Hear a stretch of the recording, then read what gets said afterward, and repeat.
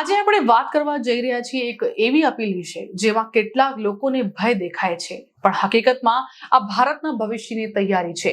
વડાપ્રધાન નરેન્દ્ર મોદીએ દેશવાસીઓને કેટલીક નાની નાની બાબતો બદલવાની અપીલ કરી છે, જેમ કે પેટ્રોલ ઓછું વાપરો, વર્ક ફ્રોમ હોમ અપનાવો, 1 વર્ષ સુધી સોનું ખરીદવાનું ટાળો, ખાવાના તેલનો ઉપયોગ ઘટાડો અને વોકલ ફોર લોકલ અપનાવો. પણ સવાલ એ છે કે શું માત્ર આ બચત માટે છે કે પછી ભારત કોઈ મોટા વૈશ્વિક સંકટ માટે પોતાને તૈયાર કરી રહ્યું છે?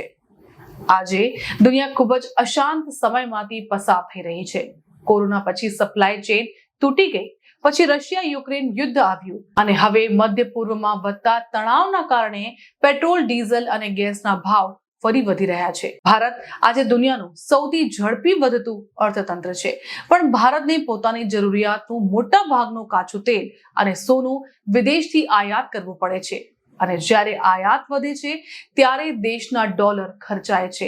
ભારત દર વર્ષે લગભગ 700 થી 800 ટન સોનું આયાત કરે છે અને એની બદલામાં અબજો ડોલર દેશની બહાર જાય છે. સૌથી રસપ્રદ વાત એ છે કે ભારતમાં વપરાતું લગભગ 50% સોનું માત્ર ને માત્ર લગ્નોમાં જ વપરાય છે. કલ્પના કરો, જો થોડા સમય માટે લોકો સોનાની ખરીદી ઓછી કરે તો ભારતના અબજો ડોલર બચી જશે અને એ પૈસા દેશની અર્થવ્યવસ્થા મજબૂત બનાવવામાં કામ લાગી જશે. પીએમ મોદીએ કહ્યું કે કારપૂલ કરો, મેટ્રો અને રેલવેનો વધુ ઉપયોગ કરો, ઇલેક્ટ્રિક વાહનો અપનાવો, કારણ કે ભારત જેટલું ઓછું પેટ્રોલ ડીઝલ આયાત કરશે તેટલું દેશ મજબૂત બનશે. આ માત્ર પેટ્રોલ બચાવવાની વાત નથી, આ છે ભારતને આત્મનિર્ભર બનાવવાની વાત. પ્રધાનમંત્રીએ વર્ક ફ્રોમ હોમ ફરી વધારવાની પણ સલાહ આપી. કોરોના દરમિયાન આપણે જોયું હતું કે ઘણી મીટિંગ્સ અને કામ ઓનલાઈન થઈ શકે છે. જો લોકો થોડું ઓછું મુસાફરી કરે તો ટ્રાફિક પણ ઓછો થશે, સમય પણ બચશે અને ઈંધણ પણ બચશે. ખાવાના તેલ વિશે પણ મોટી વાત કહી. ભારત આજે ખાવાનું તેલ પણ મોટા પ્રમાણમાં આયાત કરે છે. જો દરેક પરિવાર માત્ર 10% તેલ ઓછું વાપરે તો દેશની વિદેશી મુદ્રા બચી જશે અને લોકોનું આરોગ્ય પણ સારું થશે.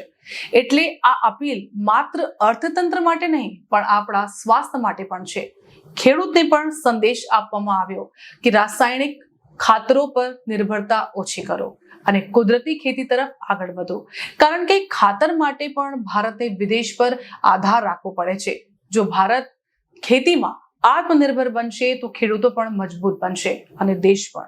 આ પહેલી વાર નથી કે જ્યારે કોઈ વડાપ્રધાને દેશવાસીઓને આવી અપીલ કરી હોય. 1965માં યુદ્ધ દરમિયાન લાલ બહાદુર શાસ્ત્રીએ દેશને અઠવાડિયામાં 1 વખત ઉપવાસ રાખવા કહ્યું હતું અને દેશે એ વાત સ્વીકારી પણ હતી. પરંતુ એવા પણ પ્રસંગો હતા જ્યારે કોઈ યુદ્ધ કે વૈશ્વિક કટોકટી ન હતી, છતાં દેશવાસીઓને આવી અપીલ કરવામાં આવી હતી. પહેલી બાબત, 1949માં તત્કાલીન વડાપ્રધાન જવાહરલાલ નહેરુએ કહ્યું હતું કે ઉત્તર કોરિયા અને દક્ષિણ કોરિયા વચ્ચે યુદ્ધની અસર દેશ પર પડશે અને મોંઘવારીમાં વધારો થશે. ભલે ભારતનો બંને દેશ સાથે કોઈ વ્યવહાર નથી.